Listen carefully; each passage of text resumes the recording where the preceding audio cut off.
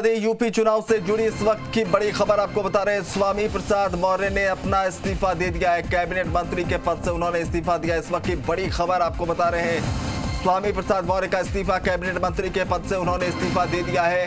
चुनाव बिल्कुल नजदीक, चुनाव की तारीखों का ऐलान हो चुका है और ऐसे में स्वामी प्रसाद मौर्य ने इस्तीफा दिया है। कैबिनेट मंत्री के पद से उन्होंने अपना इस्तीफा दिया। यूपी चुनाव से जुड़ी इस वक्त की बड़ी खबर आपको बता रहे हैं। क्या स्वामी प्रसाद मौर्य किसी दूसरी पार्टी का रुख करेंगे, ये अपने आप में बड़ा सवाल है। उनके इस इस्तीफे के पीछे की वजह क्या है, ये देखना जो है वो दिलचस्प होगा।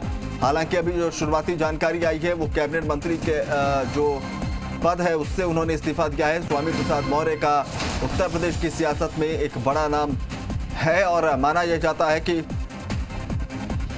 जो दलित वोट बैंक है उसमें उनकी अच्छी खासी पैठ मानी जाती है और स्वामी प्रसाद मौर्य का इस्तीफा चुनाव को और दिलचस्प बनाता नजर आ रहा है। इससे पहले भी वो बीजेपी से पहले भी अलग अलग पार्टियों में रहे हैं और एक बार फिर क्या दूसरी किसी पार्टी में जाने के संकेत हैं, क्योंकि उनका कैबिनेट मंत्री के पद से इस्तीफा देना कई तरह के सवाल खड़े करता है। तो दिलचस्प हो चला है उत्तर प्रदेश का चुनाव।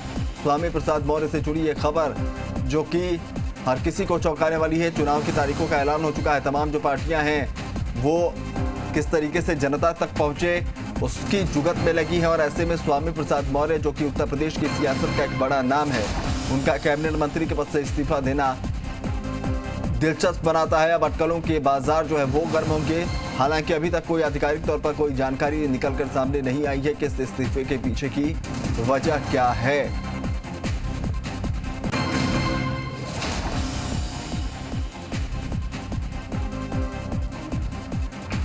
तो स्वामी प्रसाद मौर्य उत्तर प्रदेश की सियासत के जाने माने चेहरे के तौर पर देखे जाते हैं।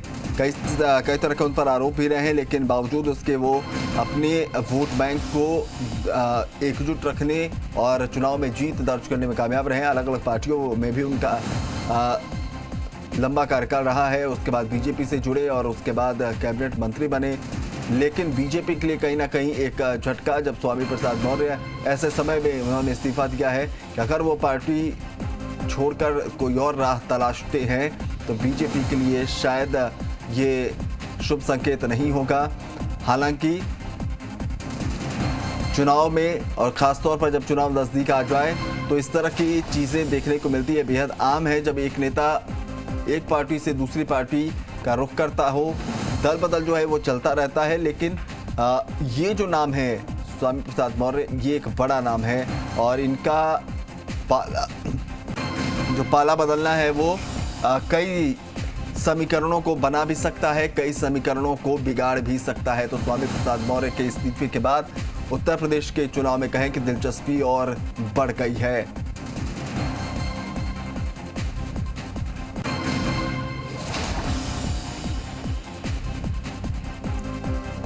तो कयास पहले से लगाए जा रहे थे कि कुछ नेता जो है वो पार्टियां बदल सकते हैं, लेकिन क्या अब स्वामी प्रसाद मौर्य भी पाला बदलेंगे, इसका इंतजार